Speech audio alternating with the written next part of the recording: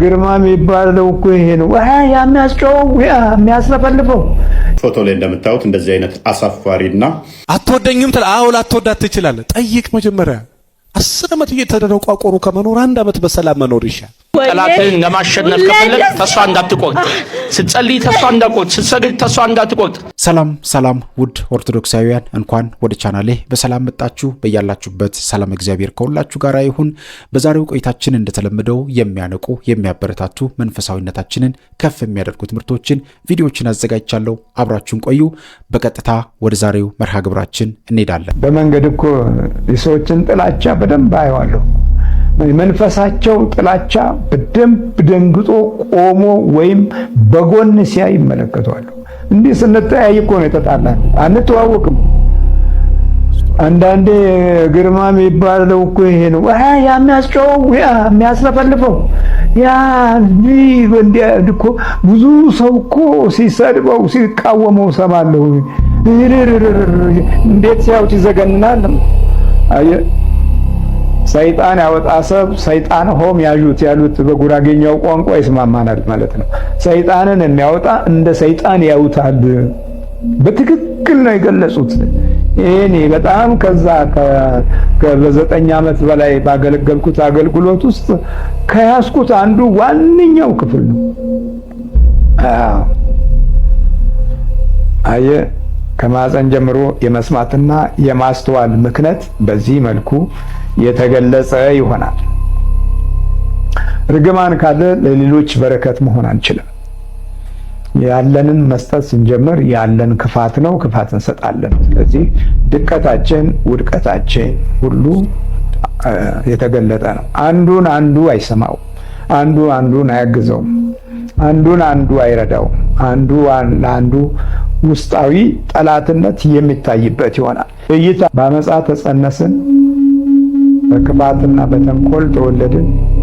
እድሜ ልካችንን በጎ ነገር ሳናይ የእድገት ገጽታዎቻችን ሁሉ በምንፈልገው አቅጣጫ ሳይቆም እንደተስገበገብን፣ እንደነጠቅን፣ እንደቀማን ቢሮውም ወንበሩም በሚያስፈራ ስጋት ውስጥ ሁልጊዜ እንደማሰንን ወንበሮች ራሳቸው የጭንቀትና የፍርሃት እንደሆኑብን ይዋልን እኮ ይሄ እርግማን ነው። አየህ፣ እርግማን አይሰራም ትላለህ። ከማህፀን ጀምሮ ለማስተዋል፣ ለማገናዘብ፣ ምሕረትን ለማወቅ፣ ክብርና ሰላምን፣ ሞገስና ጸጋን ለማግኘት ከስር ጀምሮ የህይወት ጅማሬ ላይ እንዲህ መበላሸት እንዳለ በመንፈሳዊ ህይወት ውስጥ ያለውን የመጽሐፍ ቅዱስ ትልቅ መርሆን ካላወቅነው የበረከትን ጉዞ ልናውቀውም ልንረዳውም አንችልም። አማራሪና ምርር የሚል ትውልድ እናፈራለን።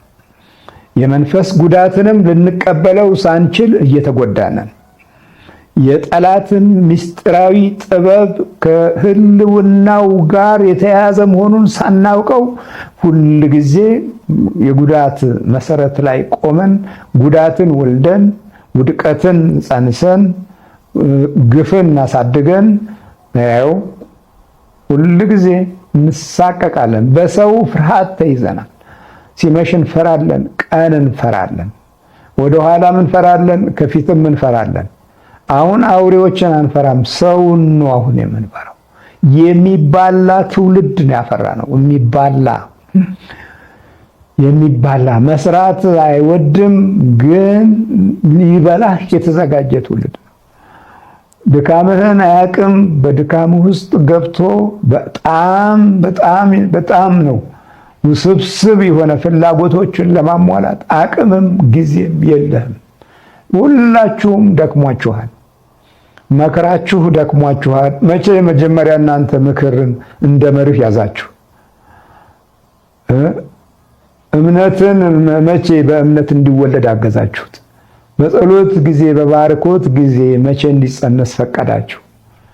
መቼ አብራችሁ ጸልያችሁ ተቀላችሁ?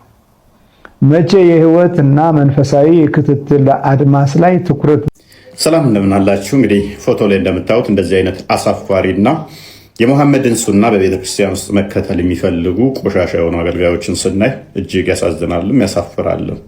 እንደነኛ አይነት ውርጋጥ የሆኑ አገልጋዮች ወደ ቤታችን ቢመጡ ልጆቻችንን ልንደብቅ ነው ማለት ነው። ልጆች ያላችሁ አገልጋይ ተብሎ እንግዲህ የ5 ዓመት የ6 ዓመት ህፃን ልጅ ካለቻችሁ እንደዚህ አይነት ውርጋጥና ቆሻሻ አገልጋይ ሲመጣ ለጋብቻ ይመኛታል፣ ለዝሙት ይመኛታል ብላችሁ ልደብቁ ነው ማለት ነው።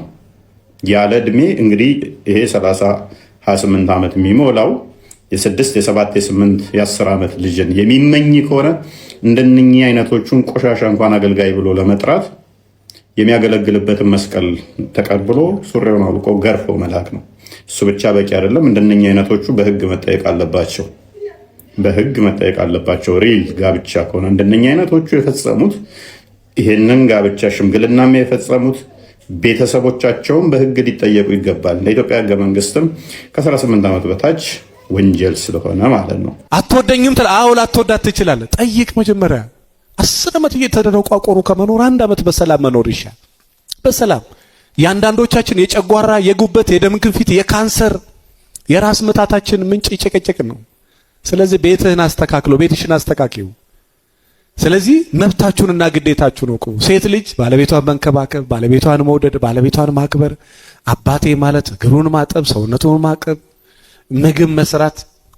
ወንድ ልጅ ምኑን ስለሚወድ ሆዱን ፈረደባት። እቺ ሆድ እንደው ሴቶቹ የማይበሉ ነው የሚመስሉት። ወንድ ልጅ ምኑን ነው የሚወደው? ሆዱን። እስማ ሴቶች ምን ይወዳሉ? ወንዶቹ አያውቁትም። ምስኪን ነው። ሴቶች ምን ይወዳሉ? ፍቅር። ጎበዝ። የ7 ዓመት ልጅ መለሰ። ወንድ ልጅ ምን ይወዳል? እሺ ሆዱንም ካልሽ ሲሱንም በትክክል ስሪው። 4 ቀን ያደረ ወጥ እሱ በፊት የተነጋገርነው እሱን መብትና ግዴታን ምን ማለት እሺ ቀጣዩን ደግሞ ከዛን ግልጽ መሆን ምን መሆን አንዳንድ ሰው አይናገርም፣ የሚፈልገውን አይናገርም፣ የምትፈልገውን ፊቷን ብቻ ዝብዝፍ አድርጋ ወይ ፊቱን ዝብዝፍ አድርገው የምትፈልገውን ተናገር። ምን በል ተናገር። ኮስተር አላችሁ ምንድነው የምትፈልገው? ምን በል ተናገር። የምትፈልገውን ግልጽ ሁን። የት ውስጥ ነው የምትደብቀው? የት ነው የምትደብቀው? የምትፈልገው ነገር ካለ በግልጽ ተናገር። ለሚስትም ግልጽ ሁን። ሰላም ቤት የምትፈልግ ከሆነ አንቺም የሰላም ትዳር የምትፈልጊ ከሆነ ግልጽ ሁኝ። መጀመሪያ ለባለቤትሽ ክፍት ሁኝ፣ ግልጽ ሁኝ። ሌላ ሰው ጋር እንዲህ ግልጥ የሚሉ ቤት ጋር እንዲህ ድክን የሚሉ ሰዎች አሉ። ውጪ ስቀው ቤት ፊታቸው ማይታይባቸው ሰዎች አሉ። ስለዚህ መጀመሪያ ግልጽ ሆኑ። ከዚህ ቀጥሎ ያለው ደግሞ መነጋገር። ከዚህ በፊት ምን አልኳችሁ? መናገርና መነጋገር ይለያያል። መናገር ብቻ የሚችሉ ሰዎች አሉ። በዛ ጭንቀት በዛ ድካም ቁጭ ብላ ታወራለች 2 ሰዓት። ከዛ በኋላ እንነጋገር ጭቅጭቅ አልፈልግም ይላል። አሰልችተሽዋላ። ቀስ እያልሽ 10 ደቂቃ 20 ደቂቃ እያስለመድሽ ነው። ሁኔታውንም እያየሽ ፊቱንም እያየሽ አንተም እንደዛው ፊቷን እያየ ሰውነቷን እያየ 2 ሰዓት 4 ሰዓት እያወራ ከዛ በኋላ እንነጋገር ስትላት ጀመረ ደግሞ ጭቅጭቁን ትላለች። እንደዛ እንዳይሆን መናገር ሳይሆን መነጋገር። ምን ማለት ከገባችሁ ንገሯቸው። ቤት ከገባችሁ እስኪ መናገር ብቻ ሳይሆን እንነጋገር። ምን እንበል? ተለማመዱ። እህት ከወንድም ጋር ተነጋገር፣ ተለማመዱ። ምን ችግር አለ? ከጎረቤት ጋር፣ ስራ ቦታችሁ፣ ከሰራተኛችሁ ጋር መናገር ብቻ እንዳይሆን ምናልባት ያጎደልኩብሽ ነገር ካለ ምናልባት ደሞዝ አጉድዬ ከሆነ ተነጋገሩ። መናገር እና ግን መነጋገር ላይ መነጋገር የነዛንም ሰዎች ሐሳብ መስማት ያንተን መስማት። ከዚህ ቀጥሎ ያለው ደግሞ እስኪ ተናገሩ። መከባበር፣ መደማመጥ፣ መተሳሰብ፣ መተማመን። ጥሩ ትዳር ያላችሁ ሰዎች እነዚህን መርህ አድርጉ። ፎቶ አንስታችሁ ቤትም እንደው መመራኑም ከሆነ ያስገቡላችኋል፣ እኔም ካልሆነ የላኩላችሁን ፋይል ይሰጧችኋል። እቤት ከገባችሁ በኋላ ተነጋገሩ። ጥሩ ትዳር የሚለው መከባበር ያለበት ነው። ከዛ መደማመጥ ያለበት፣ ከዛ መተሳሰብ ያለበት ነው። ባል ለሚስቱ ያስባል፣ ሚስት ለባሏ ታስባለች። እሱም ያስብላታል፣ እሷም ታስብለታለች። አካሌ ናት ብሎ ያስባል፣ አካሌ ሁነኝ ብላ ታስባለች። ከዚህ ቀጥሎ ያለው ደግሞ እየጨረስን ነው። አለመግባባቶችን መፍታት። ምንን መፍታት? እየገባችሁ ነው? ዝም ብዬ ነው ማወራው ግን በተለይ እዚህ አካባቢ ምንም ድምፅ አልሰማምና እየገባችሁ ነው? እየገባችሁ ነው? አለመግባባቶችን ምን ማለት በምንድን ነው የምንፈታው? እስኪ መልሱልኝ። እግዚአብሔር ይስጣችሁ። በደንብ እየተከታተላችሁ ነው። እሺ ሌላስ በምንድን ነው የምንፈታው? በጸሎት። እሺ ሌላስ? እሺ በመተማመን። እሺ ሌላ? በመደማመጥ። እግዚአብሔር ይስጥልኝ። እሺ ሌላ? አለመግባባትን በምንድን ነው የምንፈታው? እሺ በመተሳሰብ። እሺ ሌላስ? እሺ ከኋላ መነጋገርን በመነጋገር መፍታት። እውነቱን ነው። አለመግባባትን በመነጋገር መፍታት። እሺ ሌላስ? ሌላ? እሺ በመቻቻል ሚስት ባሏን በመቻል ባል ሚስቱን በመቻል። እሺ ሌላ?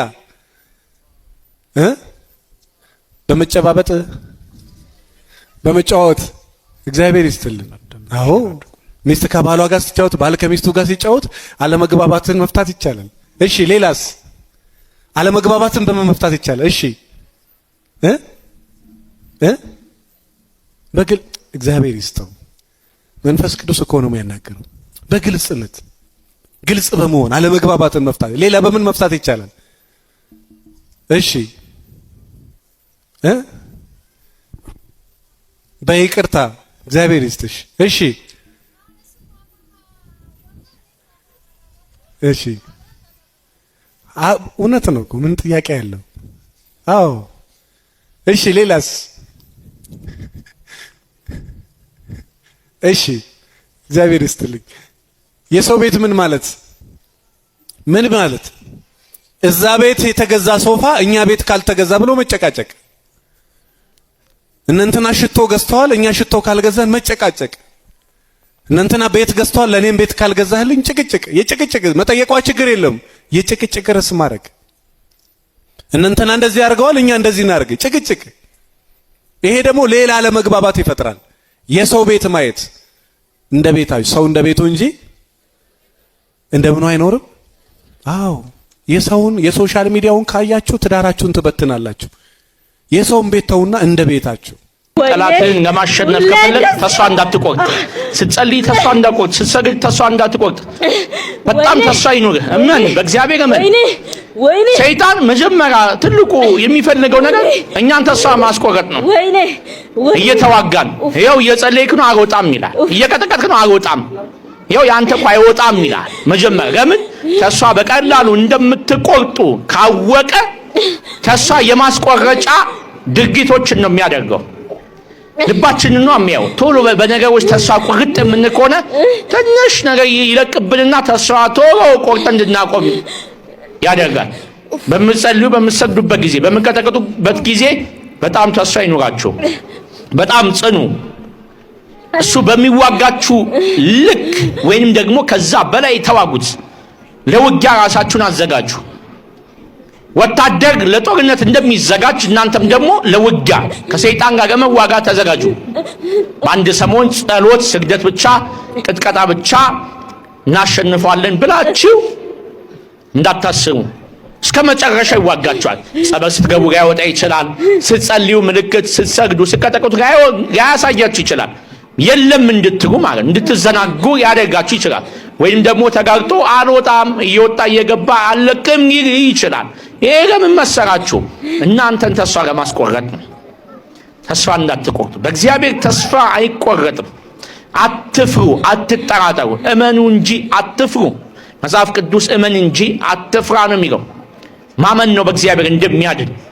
የፈለገ በሽታ ቢይዛችሁ፣ የፈለገ መንፈስ ቢያጠቃችሁ እግዚአብሔር እንደሚያድናችሁ ማመን ያስፈልጋል። ካመንን እንድናለን። ጻድቅ በእምነት ይኖራል እንደሚል በእምነት መኖር ያስፈልጋል። ማመን፣ እግዚአብሔርን ማመን ያድነኛል፣ ይባርከኛል፣ ይፈውሰኛል፣ አባቴ ነው፣ አምላኬ ነው፣ እሱ ከኔ ጋር ነው ብሎ ማመን ያስፈልጋል። ከምንም በሽታ ለመፈወስ ማመን ያስፈልጋል። እዚህ ስትመጡ አምናችሁ ነው። እንደተፈወሳችሁ እመኑ። ግድ ጮህ እዚህ ጋር ስለወጣ አይደለም፣ እኔ እዚህ ጋር ስላልወጣው አላንኩኝም ብላችሁ እንዳትጠራጠሩ። ሁላችሁንም ከማታውቁትም ከብታውቁትም ነገር እግዚአብሔር ዛሬ ፈውሷችኋል፣ አድኗችኋል። በሕይወታችሁም ታዩታላችሁ። አሁን እድላችሁ ሲከፋፈት ያዩታላችሁ። ከዚህ ሄዳችሁ እድላችሁ ክፍትፍት ሲል ታዩታላችሁ። ዛሬ በተባረካችሁት ነገር የሆነ ነገር ስታገኙ ታዩታላችሁ። ሳይውል ሳያድር ነው የምታገኙት እና ውጤቱ የምታዩት። የዚህ ጉባኤ ትልቁ በረከት ይሄ ስለሆነ ማለት ነው። ይቅር የማይል ሰው አቡነ ዘበሰማያትን እስከ መጨረሻ መድገም መጸለይ አይችልም። በቃ ይሄ ምክንያቱም ይሄ ሰው ሁለት በደል ይፈጽማል አቡነ ዘበሰማያትን በመድገሙ። እንዴት? አንደኛ የመጀመሪያው በደል አለ፣ ምን የሚለው ይቅር አልልም ማለቱ። ሁለተኛ ደግሞ ይቅር ሳይል ይቅር እንደምንል ብሎ ደግሞ ይቅር ባይ ሆኖ ደግሞ እዚህ ጋር ማውራቱ። ስለዚህ ቂምም ውሸትም እየሰራ ነው ይሰው። አቡነ ዘበሰማያት ደግሞ በምታውቀው ነገር ራስን እያነሳ ጭምር ነው የምትጸልየው። ስለዚህ በደላችን ይቅር በለን እኛም የበደሉንን ይቅር እንደምንል ነው። ይሄን ጸሎት ሲሰጠን ይቅር እንድንል የሚያደርግ ትልቅ ኃይል ነው እየሰጠን ያለው። የበደሉንን ይቅር እንደምንል ነው። አያችሁ፣ በደሉ ቀላል ነው ከባድ ነው አይደለም። እሱ አይደለም፣ እሱ እንደኛ አቀባበል ነው። በጣም ትንሿን ሁሉ አክብዶ የሚያይ ሰው አለ፣ ትልቁን ሁሉ ቀለል አድርጎ የሚያይ ሰው አለ። በቃ ይሄ እኮ ነው።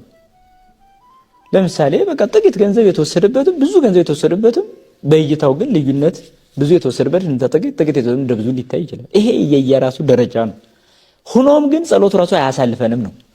አንተ በቃ ይቅር እምቢ አለኝ ካለ አቡነ ዘበሰማያትን መድገም ማቆም ይኖርበታል እንደማለት ነው። እኔ አስታውሳለሁ በገጠር እንደው በዚህ ማስታረቅ ስራ ላይ ደስ ነው የሚለኝና እኔ ሳልወለድ የተጣሉ ሰዎች ነበሩ። አንዱ አባቴ ነው፣ አንዱ ደግሞ ጎረቤት ነው። እኔ ሳልወለድ ነው የተጣሉት። ከተወለድን በኋላ የምናውቀው ተጣልተው ነው እንጂ ከዛ በኋላ በሆነ ነገር ተጣሉ የሚባል አይደለም። ተጣልተው የሚኖሩበት ራሱ ይሄ ነው የሚባል ግን አይደለም። እና ይኖራሉ። እና እኔ እያደኩ መጣሁና አንድ ስራ ለሰራ ሰው እስኪ እነዚህ ሁለቱን ላስታርቅ። በጣም ገረም የሚያደርገው ደግሞ በመካከል ላይ ብዙ ሽማግሌዎች ተነስተው መልሰው አባብሰዋቸው ነው የሚተው እንጂ ማሳረቅ አይችሉም። ሁለቱም ጋጠ ወጥ አይነት እየሆኑ ማለት ነው። እና ይቸገራሉ። በቃ እስኪ ብዬ አባቴን ሳማክረው ከሱ ጋር በል እንዳትሞክር እንዳታስብ። ከዛ ደግሞ ያኛውንም ሳማክረው ከሱ ጋር በል በቃ ሁለቱም ጽንፍ የያዙ ማለት ነው። እና በጣም ከፋኝ። እንዴት ነው ማደርገው?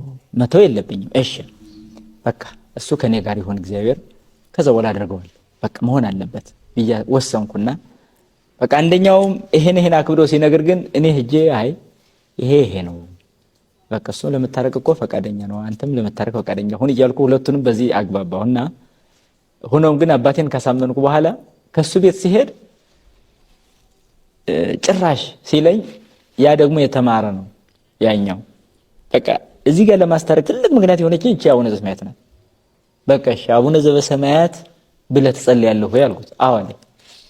እሺ ጌታዬ የበደሉን ይቅር እንደምንል አንተም ይቅር በለን የሚለውን ቃል አልፈ መጸለይ አለበት። የደተዋን ታርቢም ቢብልሃል። ከዛ ይህን ሰው የጠየቅኩት ጠብ የተጀመረው መቼ ነው ስለው ሰውየው ያውቃል፣ በዕለተ እሑድ ነው አለኝ። እሺ በዕለተ እሑድ ከሆነ ጠብ የተጀመረው እርቅ ሊፈጸም ሲባል አልታረቅም ብሎ የቀረውስ ማን ነው አልኩት። ዲያብሎስ ነው አለኝ። በቃ ራሱ መለሰ እኮ አሁን እኔ ሌላ ምንም አያስፈልግም። ስለዚህ አሁን አልታረቅም የምትል አንተ ማነህ እንበልህ፣ ማን እንበልህ? ከዛ በኋላ ነገሩ ሁሉ ቀየረና አይ አንተ የኛ የልጅ ልትሆን እንደው በጣም ህፃን ስትሆን ይሄን ስታስብ እኛ ትልቆቹ አብደን ልንኖር በቃ አሁን ነው ታረቃለሁ ብሎኛል። እና እቺ አቡነ ዘበሰማያት ውስጥ ያለችው ቃል በትክክል ለሚያስብ ሰው አታስተላልፍም። በቃ የበደሉን ይቅር እንደምንል ማለት አይቻልም። በቃ አሁን እንኖር ከተባለ አሁን ይሄን የሚጸልይ አይደለም የጠፋው፣ ይቅር ባይ ነው የጠፋው። እና ስለዚህ ሰውን ሳይ ሁሉ ያስጠላኛል ካለ ይሄ ሰው እየጸለየ አይደለም። ይሄ ሰው ፈጣሪውን ይቅር በለኝ እያለ አይደለም። ታዲያ በእግዚአብሔር ዓይንኛ ስንታይ ምን ያህል እናስጠላ ይሆን ታዲያ? ግን እሱ መሐሪና ይቅር ባይ ስለሆነ ተሸክሞን ይኖራል። አልቦ መስፈርት ለሳይለ ትእዛዝከ ነው። በይቅርታው አዞ ለሚያመጣው ምህረት ምንም መስፈርት የለውም። ልክኛም የሱ ልጆች በዚህ ልክ ስፍር በሌለው ይቅርታ ነው የምንጓዘው እንጂ ለክተን ትናንትናም ይቅር ብየው አሁንም ደግሜ ሶስተኛ አራተኛ እያለ ያን እየቆጠረ አሁን ቂመኛ ሆኖ መቀጠል አያስፈልግም። ስለዚህ እሱን ሳይሆን ያስጠላኛል ከመቃብሬ አይቁምብኝ ወደዛ አይመጥብኝ እንዲህ አይነት በቀልና ቂም ከኛ ልብ ካልጠፋ የምንጸልየው ጸሎት በእግዚአብሔር ፊት ይቀርባል ብላችሁ እንዳታስቡ። በቃ ይሄ በትክክል ማየት ያስፈልጋል። እኛ ጥቂቷን ነገር ማድረግ ያቃተን ትልቁን ነገር እንዲሰጠን ከእግዚአብሔር ለምን እንጠይቃለን? የአብዛኞቻችን በነገራችን ላይ ኃጢአትን መለየት በጣም የሚከብደን ኃጢአትንም ለማወቅ በጣም የሚያስቸግረን ቅድስና ስለጎደለን ብቻ አይደለም፣ ህሊናችን ስለቆሸሸን። ህሊናችን ባይቆሸሽ ኖሮ ንጽህና ቢኖረው ኖሮ እኛም በንጽህናው ብንጠብቀው ኖሮ ጽድቅን ስለ ጽድቅነቱም ኃጢአትንም ስለ ኃጢአትነቱ በደንብ አድርገን ማወቅ እንችል ነበር። እየሰማችሁ ነው? የሰው ልጆች የተጻፈ ህግ እስኪቀበሉ ድረስ የሚያነቧቸውን መጽሐፍቶችም ጭምር እስከሚሰጧቸው ድረስ በህሊናቸው ኃጢአትን በኃጢአት እየደጋገሙ መስራታቸው ምን አይነት ጉስቁልና ደረጃ ላይ አድርሷቸዋል? ኃጢአት የሆነን ነገር ራሱ ኃጢአት ላይሆን የሚችልበትን መንገድ ወደ መፈለግ ደረጃ እያጠማዘዛቸው መጡ። ልክ አሁን በእኛ ቅርብ አድርጌ እንዴት አድርጌ ላስረዳችሁ? ለምሳሌ የማይሰራ ነገር እኛ ከሰራን በኋላ ምንም እኮ ግን ቢሆን የሆነች ነገር ግን እቺን እንደዚህ ባረጋት ምናምን የምንለው ነገር እየሰማችሁ ነው?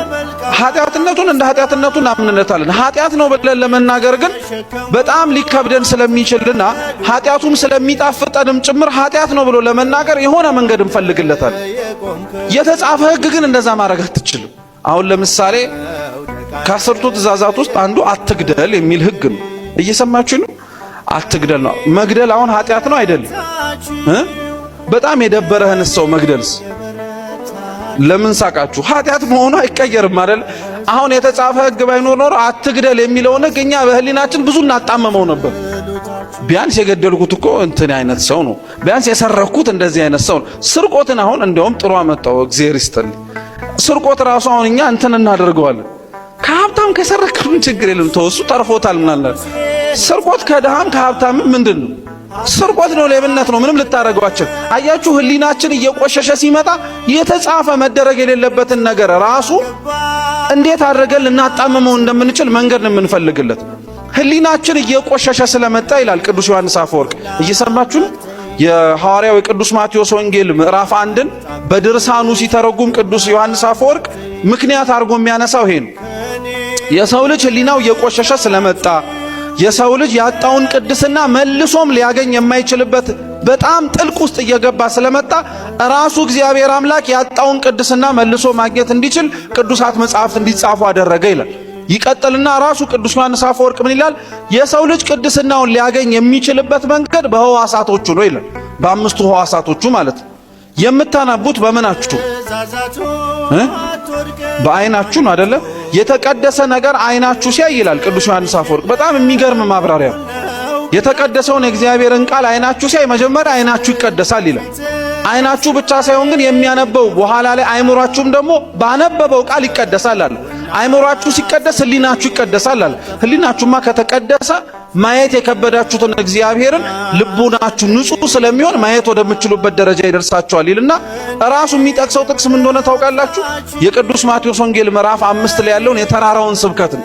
ልበ ንጹሃን ንዑዳን ክቡራን ናቸው እነርሱ እነማንን ያዩታልና ይላል። እግዚአብሔርን አሁን ሰው ሊያየው የሚችለው በምንድን ነው? በቅዱስ መጽሐፉ ነው። ሰው እግዚአብሔርን ማየት እፈልጋለሁ ቢል፣ ሰው አምላኬን መመልከት እፈልጋለሁ ቢል መጀመሪያ ሊያየው የሚችለው በምንድን ነው? በቃሉ አይተህ ልታየው በአካል ያልናፈከውን እንዴት ነው በአካል አይተው ቃሉን ልታከብረው የምትችል? አሁን በጣም የምትወዱትን ሩቅ የሆነ ወዳጃችሁን ዘወትር እንድታዩት የሚያስናፍቃችሁ መልእክት መላኩ አይደለም? በንግግሩ እንዲህ ካማረ ከራሱ ካንደበቱ ሊወጣው የሚችል ቃልማ ምንኛ ያምር ብላችሁ ታስባላችሁ። ለእግዚአብሔርም መጽሐፍ ቅዱስ እንደዛ ነው። ቅዱስ ቃሉን ስትሰሙት እንዲህ ካማረ እንዲህ ደስ ካሰኘ የቅዱስ ቃሉ ባለቤት የሆነው ራሱ ባለቤቱ ሲያወራ መስማት ምን ያክል ደረጃ ሊደርስ እንደሚችል መገመት ማለት ነው። ግልጽ ነው፣ ገብቷችኋል? ስለዚህ መጽሐፍ ቅዱስ የቆሸሸ ያደፈ በኃጢአትም ጭምር በኃጢአት እየጨመረ የመጣውን ህሊናችንን ንጽህናውን መልሶ ማግኘት እንዲችል የተላከ የቅድስና መጽሐፍ ነው ማለት ነው። ስለዚህ ስታነቡት መጽሐፍ ቅዱስን ዕውቀት ለማግኘት ብቻ ለምታነቡት ማለት ነው። ምን ለመሆንም ጭምር ለመቀደስ ህሊናችሁን ለመቀደስ ንጽህና እንዲኖረው ለማድረግ ልቡናችሁ ንጹህ እንዲሆን ለማድረግ ነው። ልቡናችሁ ንጹህ ከሆነ ዞሮ ዞሮ ማንን ታዩታላችሁ? በቃ ይሄ የተጻፈ ቃል ስለሆነ እንደዛ አድርገን እንድንረዳው ያስፈልጋል ማለት ነው። በዛሬው ቆይታችን እንግዲህ ውድ ኦርቶዶክሳውያን እነዚህንና መሰል ጉዳዮችን ለመዳሰስ ለማየት ሞክረናል። በቀጣይም እንደዚሁ የሚያነቁ የሚያበረታቱ መንፈሳዊነታችንን ከፍ የሚያደርጉ ትምህርቶችን፣ ቪዲዮዎችን ይዤላችሁ እስከሚቀርብ እስከምንገናኝ ድረስ የቅዱሳን አምላክ ከሁላችን ጋር ይሁን። በሀገር ውስጥም ከሀገር ውጭም ያላችሁ ኢትዮጵያውያን፣ ኤርትራውያን ቤተሰቦቼ፣ በተለያየው የዓለማችን ክፍሎች የምትገኙ ቤተሰቦቼ በያላችሁበት በርቱ፣ ጠንክሩ። እግዚአብሔር አምላካችን ከሁላችን ጋር ይሁን። ይቆየን። አሜን።